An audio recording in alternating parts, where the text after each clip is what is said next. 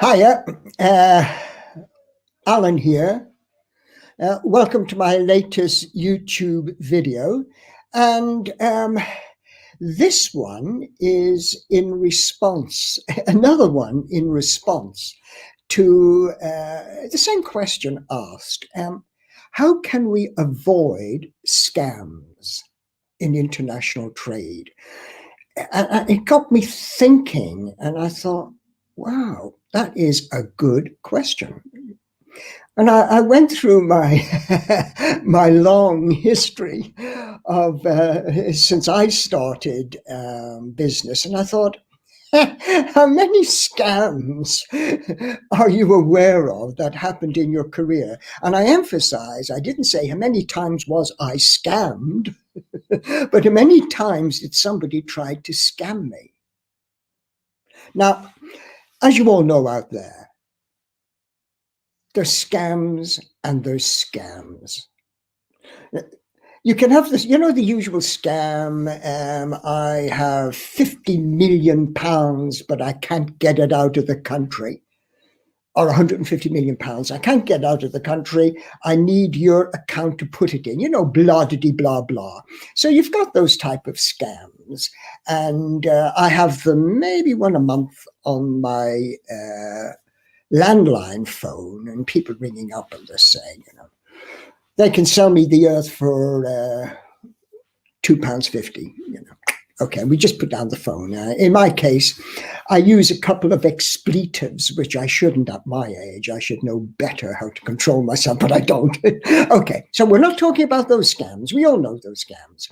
So I was thinking, what ones was I involved in? Wittingly or unwittingly, when I went into this deal, it didn't smell like a scam. So I put 4 of them together. And the first one was the bill of lading scam.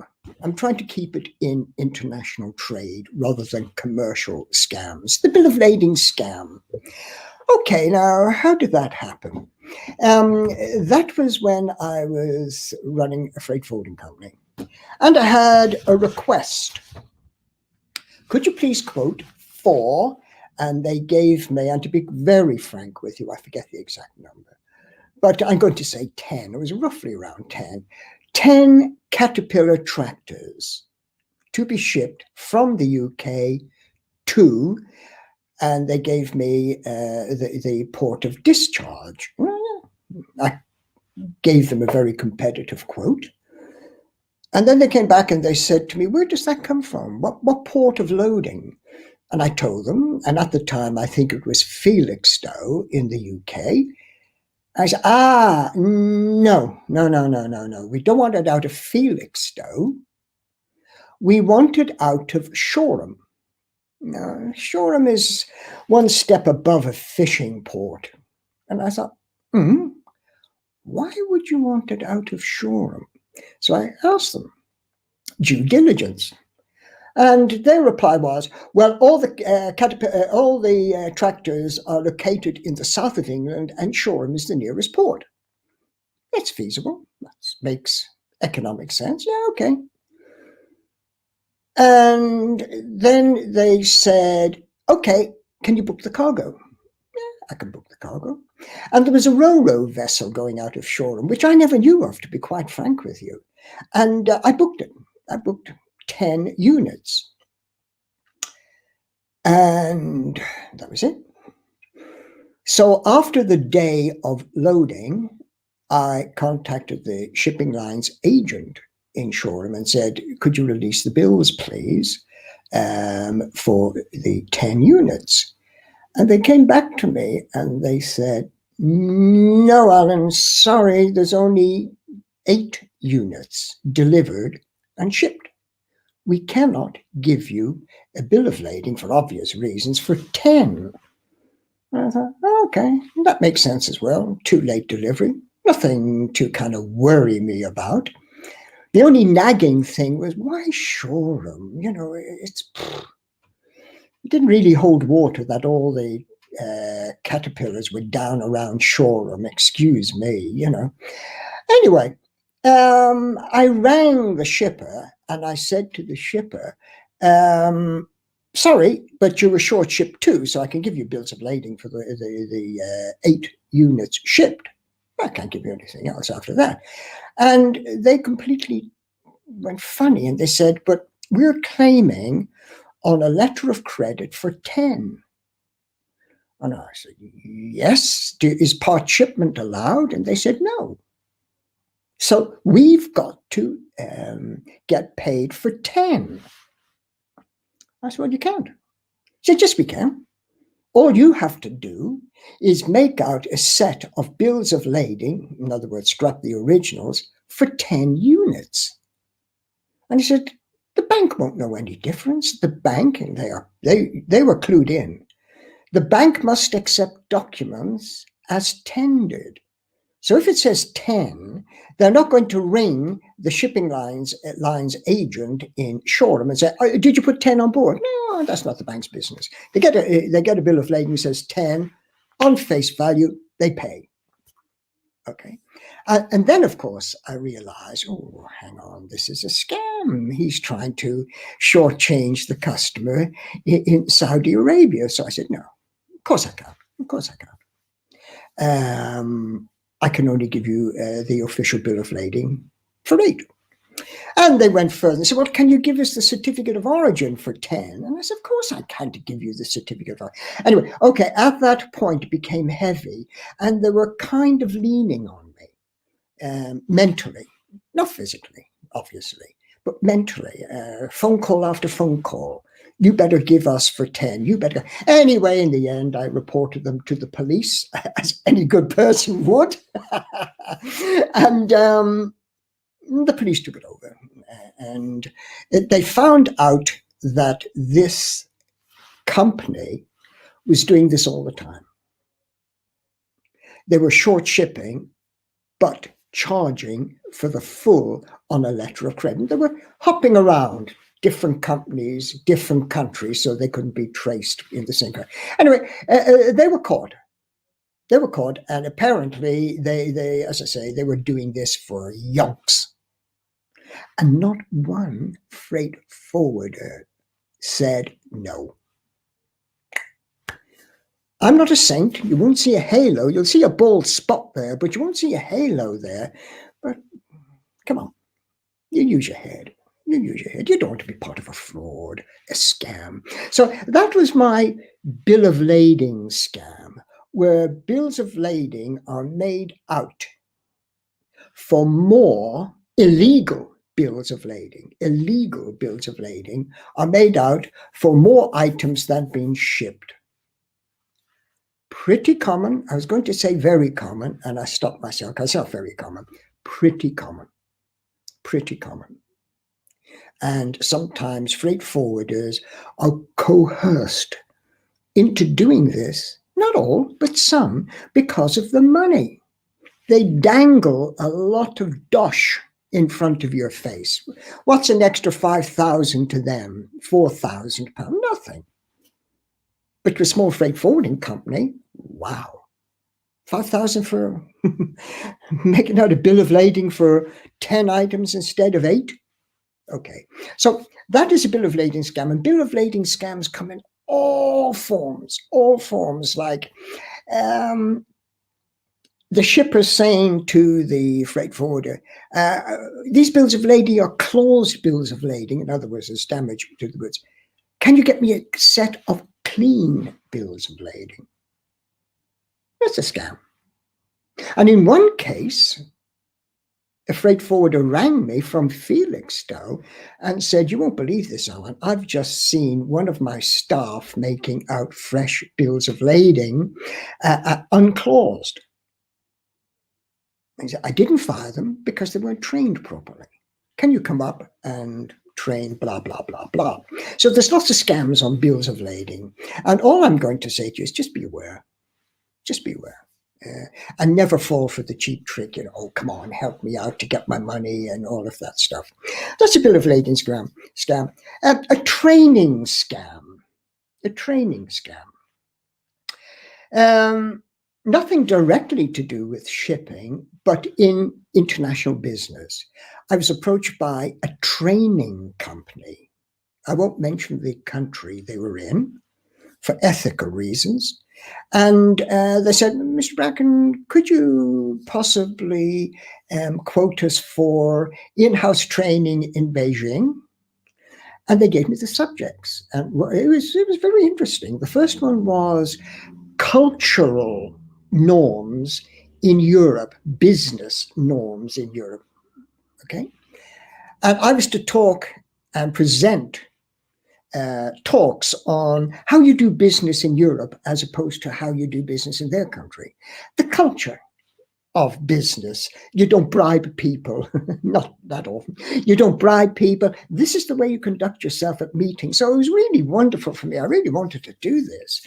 And the other part was when this company, when their client arrives in Europe, they're going to set up offices, up warehousing and logistics outlets. So the second part of the training was logistics. Just in general terms, logistics. And I found this really challenging.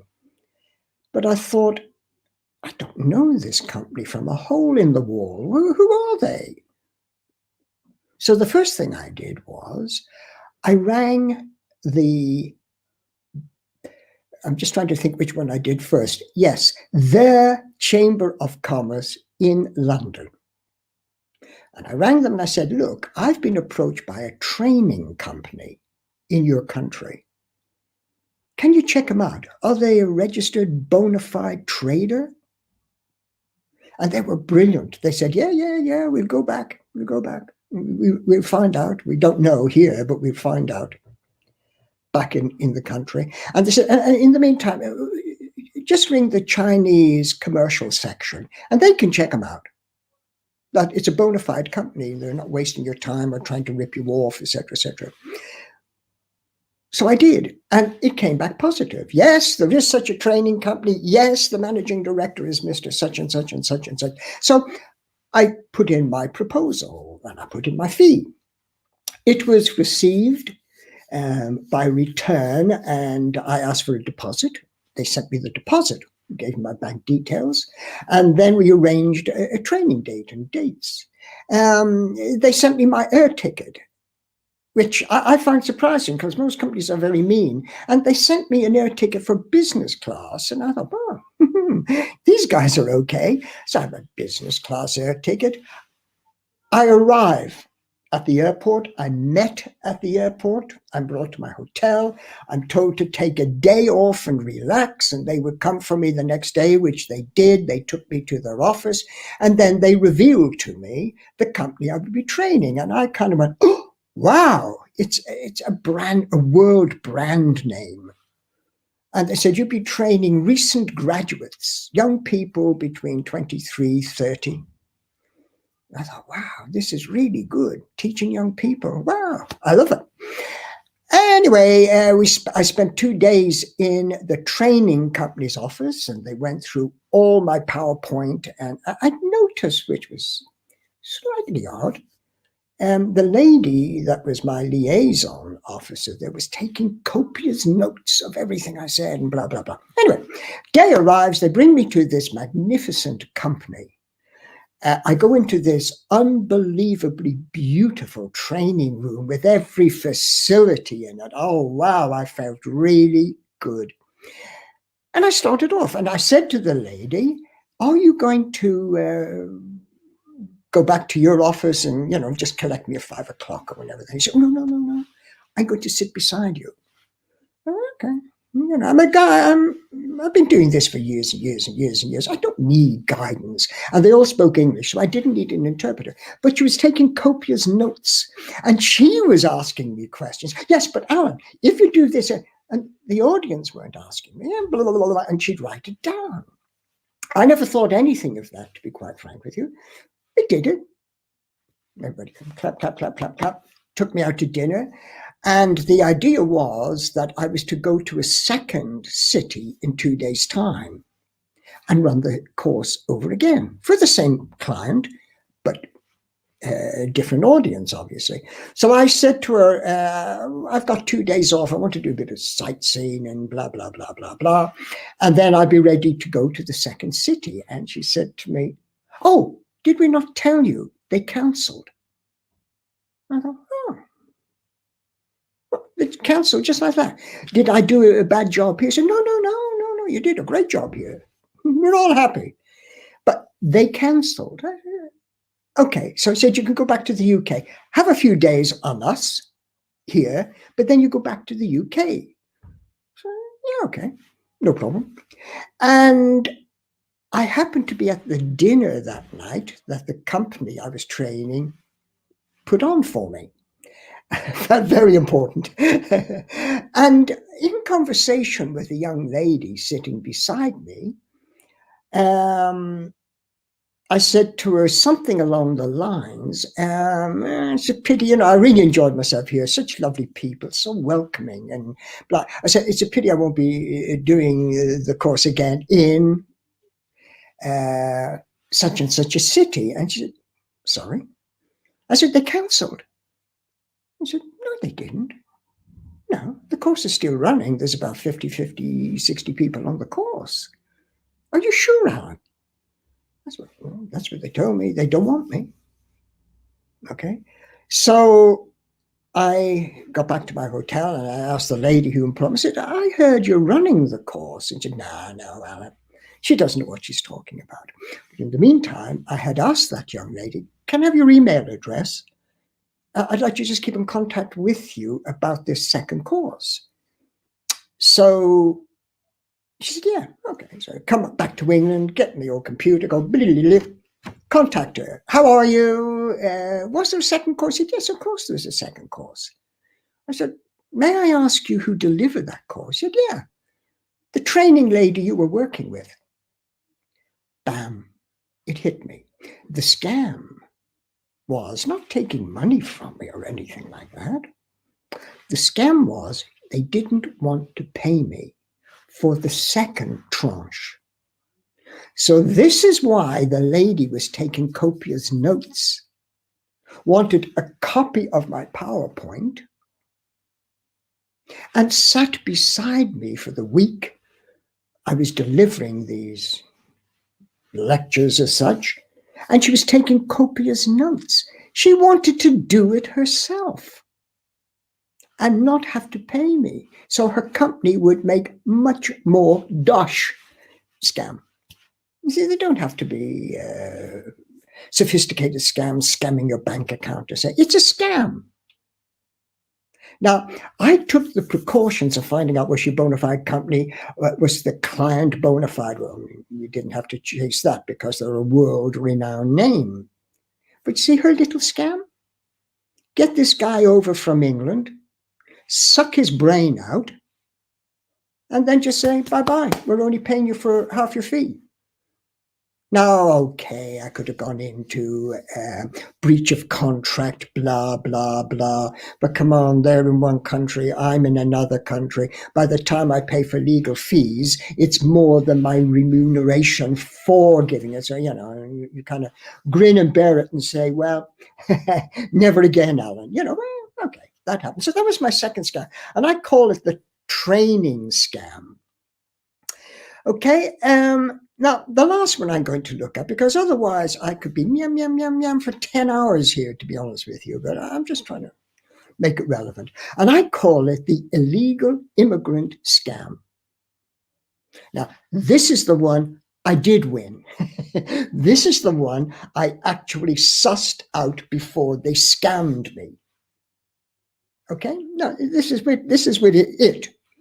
Again, I was on holidays, in fact, and I received an email, and it said, dear sir, could you please quote, I forget the exact number, I'm just saying this, but it was roughly right, 25 students to come to England, and if you could run a bespoke logistics course for them. Also, could you please book their accommodation in a hotel and advise us accordingly. And then they kind of a little smoke screen, and they said, we would appreciate if you could help us after the day's work to take them around London and show them interesting sights and just talk to them about the British culture. Oh, yeah, okay, but it's a heck of a lot of people coming over to England. It's much cheaper for me to go to them. So I said, yeah, okay, may I have a list of names? So she gave me the list of names with ID. So far, so good. Just in the back of your mind, why are they spending a massive fortune to send them over here? So again, I looked up the company through their embassy, and the embassy came back and said, well, we can't find anything for you, but it doesn't mean it doesn't exist, Mr. Bracken, but we can't find anything for you. And I said, well, they're supposed to be making, whatever it was, widgets. And they said, no, I'm sorry, we can't find anything. Okay. So I thought I'd better be very careful with this one. So I kept on getting a list for these 20, 25 people, but they kept changing the names. And I thought, there's something wrong here. There's something, it stinks. They're all coming over here and they keep changing the names. So I thought, there's definitely something here. So I wrote back to them and I said, before we go any further and before I waste my time, I need a deposit, a percentage of my fee. And the fee was massive. And they came back to me and they said, yeah, no problem. Yeah, we can send you it. But every time they said they sent it, there was always an excuse. Oh, the bank details were wrong. We gave them the wrong, and it was, so it was stinking, it was like, oh. Now at this stage, I could have been blinded by the amount of money I was getting. I mean, it was serious money. And some people wouldn't even question, why are they coming here? Why am I not going to them? In other words, due diligence. Okay. So I thought, well, I don't want to be stuck here helping illegal immigrants to get into the UK under the guise of going for a course. So I thought, well, the best thing I can do, I contacted our homeland people as such, immigration. And I spoke to a guy in immigration. I told him what I told you.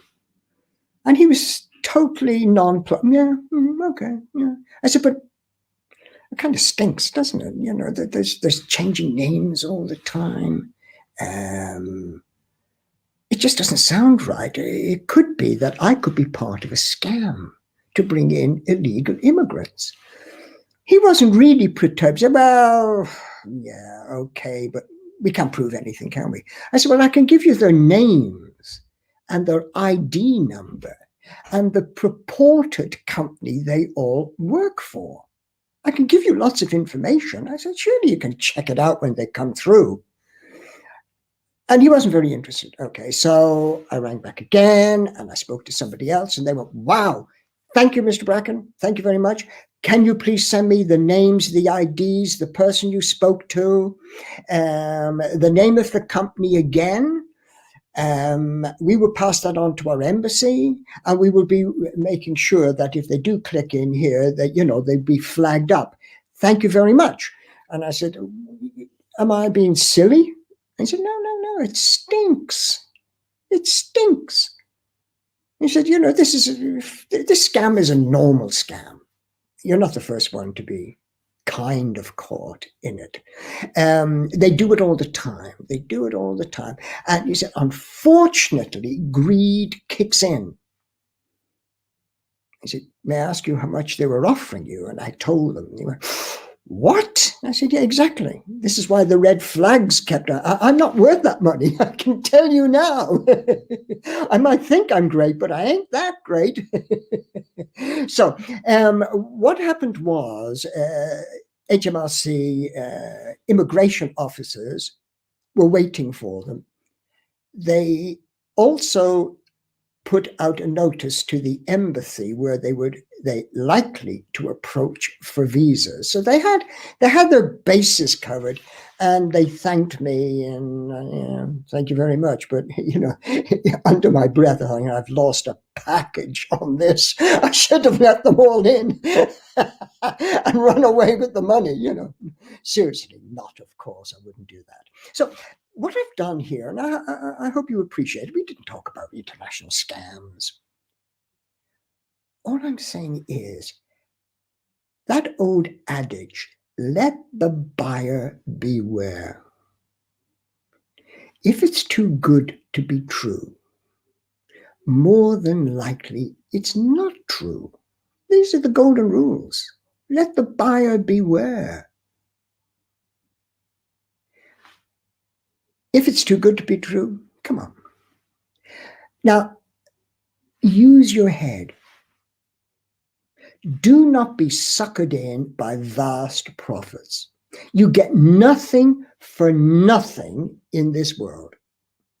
People don't beg of you to take money, masses of amount of money that cannot be justified for the job they want you to do, although it looks bona fide. Don't let greed overtake you. Now, another one of my rules is never, never, never send cash to a potential supplier. Never. Because there's no proof. If a supplier says to you, I want cash, now, think about this. Hang on. This guy is going to send me £20,000 worth of goods. And they don't even have a bank account? What kind of a Mickey Mouse outfit is that? But people fall for it every day. Truly, truly. I don't want to embarrass people because in case they're looking at this, but truly, truly. They send cash. Can you imagine this? Cash. And when the potential seller does a runner with the money, they never see their money again. They never see the products again. And I try to be as polite as possible to people that ring me and say, we've just bought. So I say, okay, we sent 4,000 cash, and I want to go, oh, no. Never send cash. Never, never, never send cash. Use your brain. If that company don't have a bank account, need I say more? Okay, never send cash. The other thing is never trust people in business. I don't mean that you should think everybody's a scammer that you're doing business with. No, but you should have a healthy attitude to this. And as I said, if it's too good to be true, it's not true. Use that guideline. Never pay cash. If it's too good to be true, don't touch it, because we are so tempted. And this is what they're using. They're using your greed all the time. It equals greed. I'm going to make a fast buck on this. And if somebody says they can sell you an item, and this is another one, if they can sell you an item for £100, and you know that item retails for £950 and wholesale would be around £450 to £500. Now think, how can this man sell me that product for £150 and still make profit? People don't think of that. They just say, what? £150? And if I go online, they're 908. Oh my goodness me, I'm going to buy a barrel load of those. And there ain't a barrel load of those. In fact, there's none. Either they want your money up front, cash, it's always cash, or they want a deposit up front, cash. And if they do 10 of those scams a day on 10% deposit, thank you very much. I live very comfortable off 10%.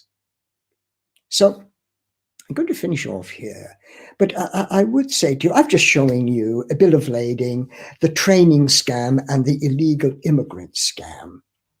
Now, I'm sure all of you out there could outdo me 100% and tell me, yeah, you think that's bad, listen to this one, blah, blah, blah. But the whole part of this video is not to talk about bills of lading scam, etc. It's to talk about scamming. And scamming comes in various forms, from the, hello, I've got 5 million in the bank, or 50 million, but I can't get it out of the country and I need your bank account. That's the world's most famous one. And people still fall for it, by the way. They still fall for it. Two more subtle ones. You know, I can give you this item for 20p, but it actually costs 295. I can do that for you, no problem. Just send me the dosh and I'll get it back to you. So have a healthy respect for scams in everyday business. I think it's very sad for me to have to do a YouTube video on this. It just goes to show you the state of people, how they earn their living by scamming people. And I think it's about the only video I don't particularly relish doing. But you really do, even if you're just starting off in business, please don't live in cloud cuckoo land. Take precautions. Just like me, contacting the embassies, contacting their chambers of commerce in England. And so, you know, is there such a company? Yes, there is. It's registered, bing, you know. Yes. It's a well-known training company. They train people for diddly-do, whatever it is. So, you know, at least I've got a footing. Now, the only part in that was where I was scammed was they never took me on for the second session. It was a scam, though. It was a scam. And the woman was very clever, very clever. You know, she was very subtle the way she took my notes, asked me, can I have a PowerPoint? And I said, yeah, I want a PowerPoint. I want to load it so when we bring it down to the other place, I can plug in it with you and we can do a joint presentation in case they can't speak English. They're all feasible. You wouldn't go around saying, "No, you're a crook." Okay, I'm going to finish here, and I'm going to finish a bit early because some of you might notice that we had one day of sunshine in London, and guess what? Muggins here got sunburned. So I'm going to put some aloe vera on there. So I'm going to rush off soon. So keep your eyes open. Keep vigilant. Just remember, scams come in all shapes and sizes. Okay? So thank you for watching. I really appreciate it. I like doing this. Thank you for watching.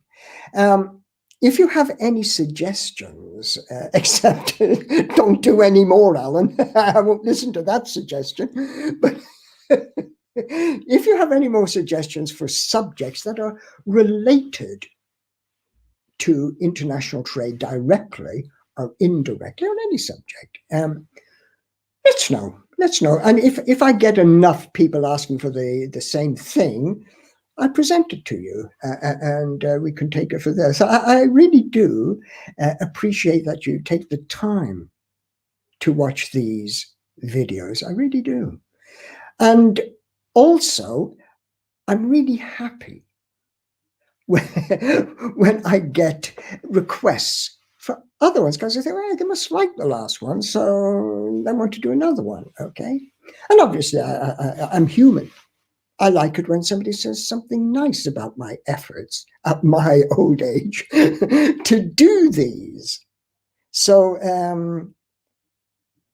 if you say bad, negative reports, I don't read them, to be quite frank with you, so don't send them. I just go, Didn't see that one.